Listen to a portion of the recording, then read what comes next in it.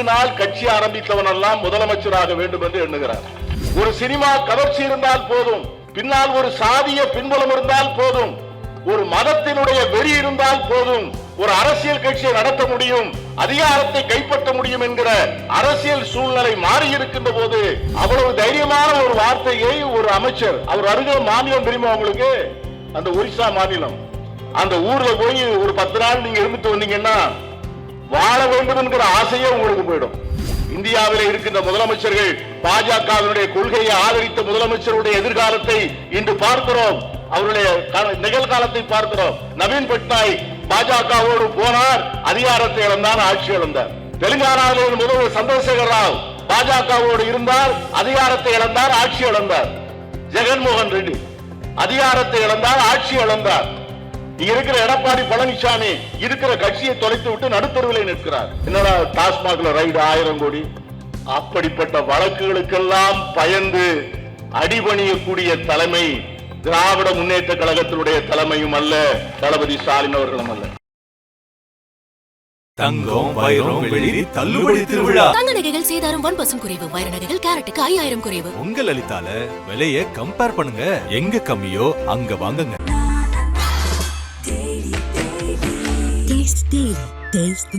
நாமக்கல்ல Tiruchengode main road எர்ணாபுரத்துல இருக்கிற Spiro prime public ஸ்கூல்ல +2 போர்டு எக்ஸாம்ஸோட சேர்த்து நீட் அண்ட் ஜேஇ கோச்சிங்கும் கொடுத்துட்டு இருக்காங்க. இங்கே பேசிய பேராசிரியர் காதர் மொய்தீன் அவர்கள் எதற்காக தளபதியை பாராட்டுகிறோம் என்று பட்டியலிட்டார்கள்.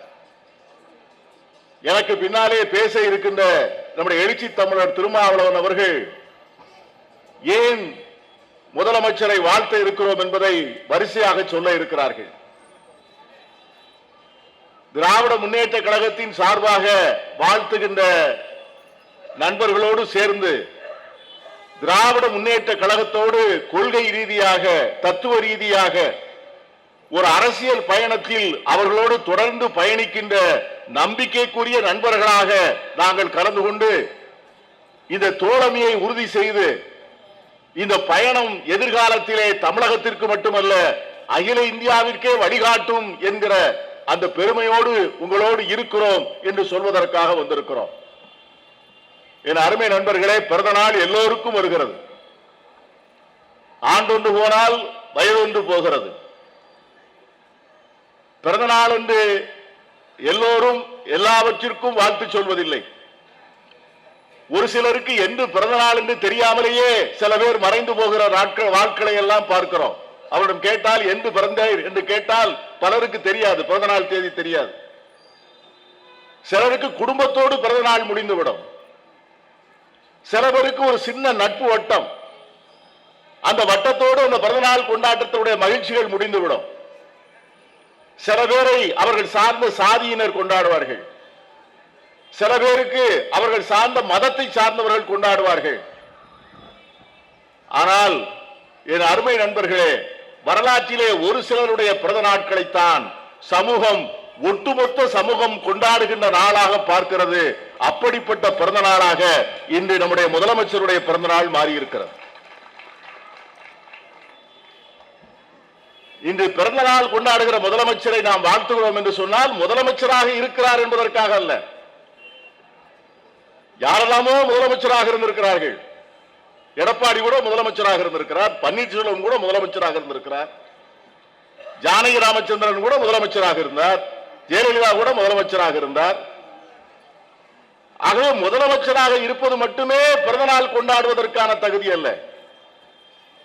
ஒரு கட்சியினுடைய தலைவராக இருக்கிறார் என்பதற்காக பிறந்தநாள் கொண்டாடுகிறோமா? இது தமிழகத்திலே தடுக்கி விழுந்தால் அரசியல் கட்சி தான். என்னுடைய அருமைக்குரிய தம்பி திருமாவளவன் அவர்கள் நாளைக்கு ஒரு பெரிய விழா எடுக்கிறார்கள் விழுப்புரத்திலே. அவருடைய இயக்கம் விடுதலை சிறுத்தைகள் கட்சி தேசிய ரீதியாக தேர்தல் ஆணையத்தால் அங்கீகாரம் பெற்ற விழாவை வெற்றி விழாவாக நாளைக்கு கொண்டாடுகிறார்கள். நாங்கள் எல்லோரும் கலந்து கொண்டு அவர்களை வாழ்த்த இருக்கிறோம். இந்த அங்கீகாரம் பெறுவதற்கான அவருடைய பயணத்தினுடைய விலை, அவர் அதற்காக கொடுத்திருக்கின்ற தன் உடலின் உழைப்பு, அவர் சந்தித்திருக்கின்ற சவால்கள், அவர் பார்த்த வன்முறை, அவர் நடந்த நாட்கள், பயணம் செய்த தூரங்கள் இவற்றையெல்லாம் பார்த்து இன்றுதான் தேர்தல் ஆணையம் அவரை அங்கீகாரம் பண்ணக்கூடிய அளவிற்கு அவர் வளர்ந்திருக்கிறார். நானே ஒரு கண்காணமாக அவரை 25 ஆண்டுகள் நான் பார்த்துக் கொண்டிருக்கிறேன். ஆனால் 8 நாள் கட்சி ஆரம்பித்தவன் எல்லாம் முதலமைச்சராக வேண்டும் என்று எண்ணுகிறார். மக்களை சந்திக்க வேண்டும் என்கிற அவசியம் இல்லை. மக்களுடைய சுக துக்கங்களிலே பங்கு பெற வேண்டும் என்கிற அவசியம் இல்லை. லட்சியங்களை எடுத்து சொல்ல வேண்டும் என்கிற அவசியம் இல்லை. போராட்ட களங்களிலே தலைமை தாங்க வேண்டும் என்கிற அவசியம் இல்லை. ஒரு சினிமா கவர்ச்சி இருந்தால் போதும், பின்னால் ஒரு சாதிய பின்புலம் இருந்தால் போதும், ஒரு மதத்தினுடைய வெறி இருந்தால் போதும், ஒரு அரசியல் கட்சியை நடத்த முடியும், அதிகாரத்தை கைப்பற்ற முடியும் என்கிற அரசியல் சூழ்நிலை மாறி இருக்கின்ற போது சாதி இல்லாமல் மதம் இல்லாமல் எந்த விதமான வெறிகள் தூண்டுதல் இல்லாமல் எல்லோருக்குமான தலைவர்களாக 8 கோடி தமிழருக்கும் தலைவனாக தன்னை அடையாளப்படுத்திக் கொண்டிருக்கின்ற ஸ்டாலின் போன்ற தலைவர்கள் தான் இந்த நாட்டின் எதிர்கால தேவை. நண்பர்களே, அப்படிப்பட்ட தலைவர்களுடைய எண்ணிக்கை குறைந்து கொண்டே வருகிறது.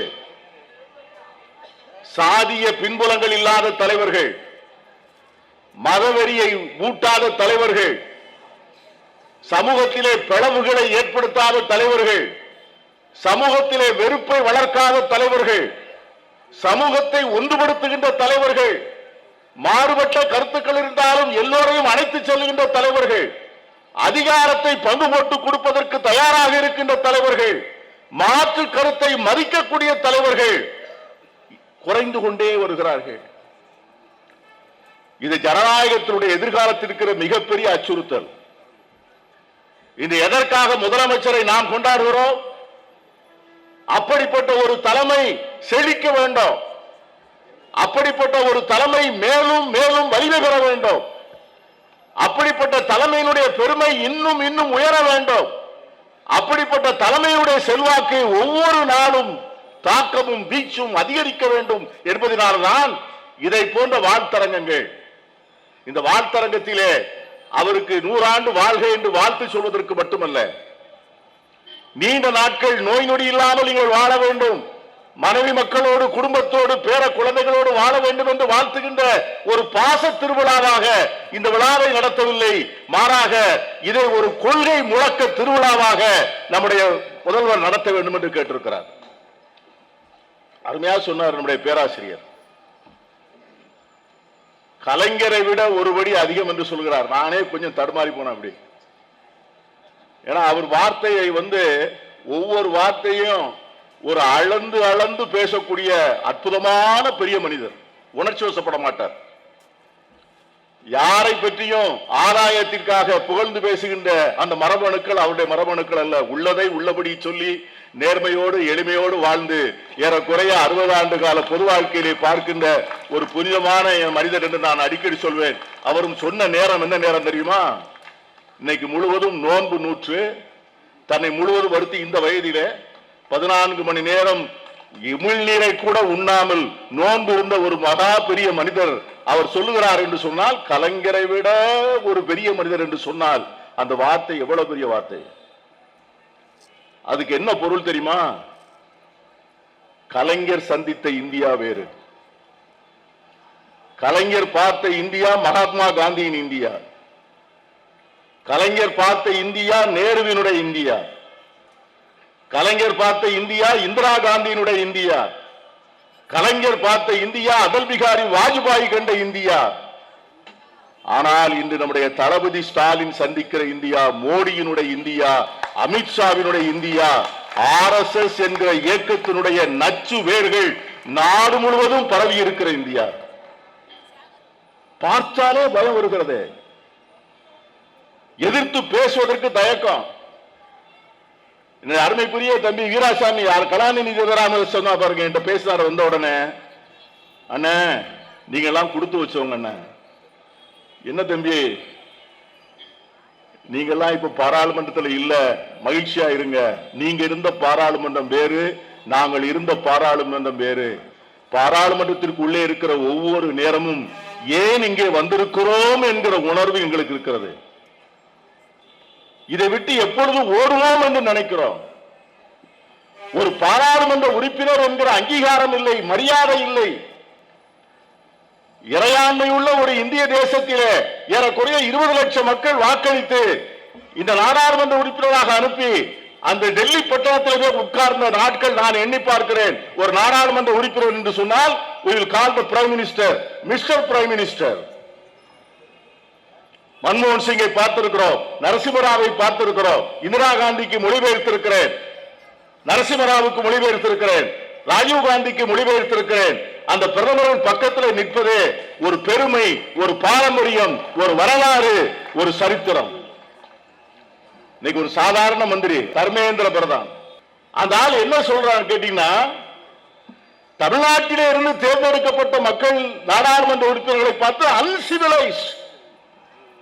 அந்த வார்த்தையை தமிழ்ல சொன்னீங்கன்னு கேட்டீங்கன்னா, ஏண்டா மிளச்ச பெயரை காட்டு மிராமி பெயர்னு சொல்ற மாதிரி. அது அவ்வளவு தைரியமான ஒரு வார்த்தையை ஒரு அமைச்சர், அவர் அருகிற மாநிலம் தெரியுமா உங்களுக்கு? அந்த ஒரிசா மாநிலம். அந்த ஊர்ல போய் ஒரு 10 நாள் நீங்க இருந்துட்டு வந்தீங்கன்னா வாழ வேண்டும் என்கிற ஆசையே உங்களுக்கு போயிடும். அந்த ஊர்ல ஒழுங்கான பள்ளிக்கூடம் கிடையாது, ஒழுங்கான மருத்துவமனை கிடையாது, ஒழுங்கான சாலைகள் கிடையாது, ஒழுங்கான போக்குவரத்துகள் கிடையாது, ஒழுங்கான உயர்கல்வி நிறுவனங்கள் கிடையாது, ஒழுங்கான சட்டம் ஒழுங்கு பாதுகாப்பு கிடையாது. இந்திய நாட்டினுடைய பொருளாதார உற்பத்தியிலே மிக மிக அடித்தட்டத்திலே இருக்கிற ஒரு மாநிலத்திலிருந்து வருகின்ற அமைச்சர், குறை சொல்லவில்லை, அதை தகுதியாக கூட நான் பார்க்கவில்லை. ஆனால் நீ யாரை பார்த்து சொல்லுகிறாய்? கடல் தோண்டி மண் தோன்றா காலத்திற்கு முன்னால் முன் தோண்டி மூத்த குடி என்று சொல்லி உலகத்தின் நாகரிகத்திற்கெல்லாம் உறவரி எழுதிய தமிழ் சமூகத்தை பார்த்து நீ அன்சிவிலைஸ்ட் என்று சொன்னால் நாங்கள் எப்படி ஏற்றுக்கொள்வது? இந்த உலகத்திற்கே நாகரிகம் சொல்லிக் கொடுத்தவர்கள் நாங்கள், இந்த உலகத்திற்கே பண்பாடு எப்படி என்று சொல்லிக் கொடுத்தவர்கள் நாங்கள். உலகத்திலே இருக்கின்ற ஒப்பற்ற மொழிகள் என்று வகைப்படுத்திக் கொண்ட கிரேக்கம், சாக்ரட்டிஸ் பேசிய மொழி வழக்கிலே இல்லை. இயேசுநாதர் பேசிய ஹீப்ரு மொழி வழக்கத்திலே இல்லை. சீசர் பேசிய லத்தீன் மொழி வழக்கத்திலே இல்லை. உலக நாகரிகத்துடைய மிக தொன்மையான சுமேரிய நாகரிகம், அந்த மொழி வழக்கத்திலே இல்லை. காளிதாசன் பாடிய ரகுவம்சம் சமஸ்கிருதம் வழக்கத்திலே இல்லை. ஆனால் 6000 ஆண்டுகள் 7000 ஆண்டுகள் தன்னுடைய இளமை குறையாமல், கன்னித்தன்மை குறையாமல், கட்டுக்குலையாமல் இன்னும் உயிருள்ள மொழியாக, உயிர்ப்புள்ள மொழியாக ஒவ்வொரு நாளும் புதுப்பித்துக் கொள்கிற மொழியாக இருக்கின்ற இந்த தமிழ் மொழியை பேசுகின்ற எங்கள் அந்த இனத்திற்கு சொந்தக்காரர்கள், அந்த மண்ணுக்கு வாரிசுகள் எங்களை பார்த்து நாகரிகமற்றவன் என்று நீ பேசினா என்று சொன்னால், அந்த வீரபாண்டியம் படத்தில் கட்டபொம்மன் வசனம் தான் எனக்கு ஞாபகத்துக்கு வருது. அப்பொழுது உங்களுக்கு எதுக்கு சொல்றேன்னா, இதை போன்ற ஒரு சம்பவம் இந்திரா காந்தி அன்னை பிரதமராக இருக்கும்போது நடந்திருந்தால் அவரே வருத்தம் தெரிவித்திருப்பார், அவரே பகிரங்கமாக மன்னிப்பு கேட்டிருப்பார். அடல் பிகாரி வாஜ்பாய் இருந்தால் காலில் விழுந்து கூட கதறி இருப்பார். பண்பாடு உள்ள அரசியல் தலைவர். ஆனால் இன்று வரை இந்த பிரதமர் ஒரு வாய் திறந்து தன்னுடைய அமைச்சரவையினுடைய சகா பேசிய இடம் எங்கே? நாடாளுமன்றம். ஏதோ ஒரு பொதுக்கூட்டத்தில் ஒரு வார்த்தை பேசுகிறார், அதை பற்றி கவலை இல்லை. நாடாளுமன்றத்தில் இப்படி ஒரு வார்த்தையை பேசிவிட்டு அதை பற்றி கவலையே படாத ஒரு பிரதமரை எதிர்கொள்கிற முதலமைச்சர் நம்முடைய முதலமைச்சர் அங்கதான். அதான் அவர் அருமையான ஒரு வார்த்தை சொன்னாரு, நாக்பூரின் நாசகார அரசியல் நம்முடைய முதலமைச்சர். அந்த வார்த்தையை தயவு செய்து எல்லாரும் புரிந்து கொள்ளணும். என்ன வார்த்தை? நாக்பூரின் நாசகார அரசியல். அதற்கு அடிபணிய மாட்டேன் அவர் சொன்ன வார்த்தை. நாக்பூரின் நாசகார அரசியலுக்கு நான் அடிபணிய மாட்டேன். அது என்ன நாக்பூர் அரசியல்? ஒரு 2 நாளைக்கு முன்னாலங்க, நேற்று துஷார் காந்தி, மகாத்மா காந்தியுடைய பேரன், இந்த தேசத்தினுடைய விடுதலைக்கு, இந்த தேசத்தினுடைய வாழ்வுக்கு, இந்த தேசத்தினுடைய வடிவத்திற்கு தன்னுடைய உயிரை கடைசி வரை கொடுத்து இந்த தேசத்தினுடைய பிதா தந்தை மகாத்மா என்று அழைக்கப்பட்ட அந்த காந்தியடிகளுடைய பேரன் வருகிறார் கேரளாவுக்கு. அவரை மறைப்பது யார்? சுதந்திரம் வேண்டாம் என்று சொன்ன RSS கும்பல். இந்த நாட்டுக்கு அரசியல் சாசன சட்டம் வேண்டாம் என்று சொன்ன RSS கும்பல், மகாத்மா காந்தியினுடைய பேரனை இந்த நாட்டிலே வரக்கூடாது என்று சொல்லுகின்ற நீ சுதந்திரத்திற்கு என்ன செய்தாய்? இந்த பிரதமராக இருக்கிறாய், அமைச்சராக இருக்கிறாய், ஆள் அம்பு படை, உலகத்தினுடைய மிகப்பெரிய ராணுவம், உச்ச நீதிமன்றம், reserve bank of India, India முழுவதும் இருக்கின்ற எத்தனையோ லட்சக்கணக்கான பொதுத்துறை நிறுவனங்கள் அத்தனையும் நாங்கள் உருவாக்கி வைத்தோம். இன்று கட்டி ஆளுகிறீர்கள். இது உங்கள் கையிலே கொடுத்ததற்கு நீங்கள் ஏதாவது ஒரு கிள்ளி போட்டிருப்பீங்களா? இந்த நாட்டில் இன்று என்ன நடக்கிறது? இந்த நாட்டுடைய இஸ்லாமியர்கள் இன்று கண்ணீர் வடிக்கிறார்களே. நேற்று ஹோலி பண்டிகை நடிக்கின்ற போது எதற்காக இந்த முதலமைச்சருக்கு பிறந்தநாள் விழா என்பதற்காக நான் சொல்லுகிறேன். ஹோலி பண்டிகை நடக்கிற அன்றைக்கு உத்தரப்பிரதேசத்திலே பள்ளிவாசலை தார்பாய் போட்டு மூடி வைத்திருக்கிறார்கள். என்ன அநியாயம்! ஹோலி பண்டிகை எப்பதான் நடக்குதா? இதுதான் முதல் முறையா? எத்தனை ஆண்டு காலம், எத்தனை ஆயிரம் வருஷம் நடக்கிறது? இஸ்லாம் இன்றுதான் வந்ததா? பெருமானார் நபிகள் நாயகம் எந்த ஆண்டு இந்த மரபுமுறையை தோன்றினாரோ அதிலிருந்து வெகு சில ஆண்டுகளிலே இஸ்லாம் இந்திய மண்ணை மிதித்தது. 1500 ஆண்டுகள் இஸ்லாம், இந்திய இஸ்லாமியுடைய வயது. இன்று ஒவ்வொரு கடைகளிலும் மகாராஷ்டிராவில் எழுதி வைக்கிறார்கள், மட்டன் ஸ்டால் சொன்னா அது இந்துக்கள் நடத்துகிற மட்டன் ஸ்டால்னா வெளியே எழுதி வச்சிருவாங்க. அமைச்சரே சொல்லுகிறார், அந்த மட்டன் ஸ்டால்ல வெளியே எந்த மதத்தை சார்ந்தவர்கள் நடத்துகிறார்கள் என்று எழுதி வைத்திருக்கிறார்களோ அதை பார்த்து மட்டன் வாங்குங்கள் என்று அந்த மாநிலத்துடைய அமைச்சர் வேண்டுகோள் விடுக்கிறார். இன்னும் ஒருபடி அதிகமா ஒரு முதலமைச்சர் சொல்றாரு, வெள்ளிக்கிழமை அன்னைக்கு ஜும்மா தொழுக, நோன்பு நேரம், ஆனால் ஹோலி பண்டிகை நடப்பதற்கு முன்னால போனோம் இல்ல பின்னால போனோம், அது நடக்கும் போது பள்ளி வாசலுக்கு நீ போனேன்னா உன் உயிருக்கு நீதான் பொறுப்புங்கிறாரு உங்கள் முதலமைச்சர்.